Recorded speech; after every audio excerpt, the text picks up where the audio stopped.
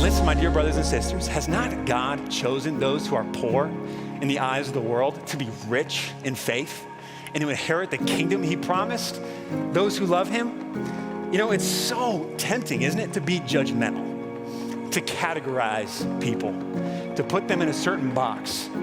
You know how many people that I've met, around in my travels around the world where we would characterize them as poor, but when I meet them, they help me way more than I help them.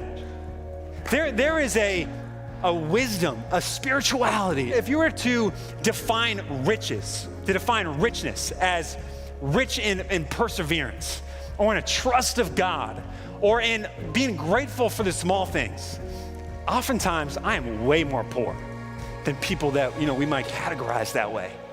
As opposed to just seeing, man, that's a human being. That is a person that's just like me. Hey, be careful actually who you categorize as poor.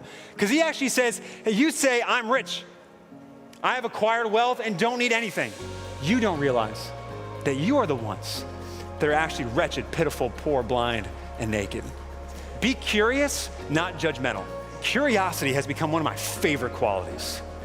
When you are curious about somebody, you know what that does? When you just take a genuine curiosity in the person across from you, it makes you the same. It gives dignity to that person. It puts you on level ground, with that person. I honestly think even that term, serving the poor, even the idea of going and serving the poor, really, I don't think that's enough. Because Jesus, he wasn't ridiculed for serving the poor or helping the poor. He was ridiculed for taking people that the world viewed as poor and had them at his dinner table and treated them like family. He didn't just go and serve them. He said, you're my brother. We're family together.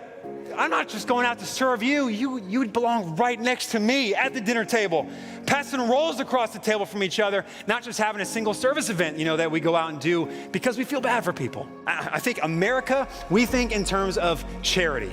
In the kingdom of God, we think in terms of family. And so if you're feeling hurting today, you're in good company because Jesus wants you right next to him. He's like, dude, we're having sushi tonight. You didn't bring anything? That's cool. No worries. We have plenty. Come hang out with me. I wonder if we defined, poverty in those terms. And we just open our eyes and we just ask God, hey, God, open my eyes. I wonder what we would see around us. I wonder what he would show us. I think we'd be really, really inspired and convicted.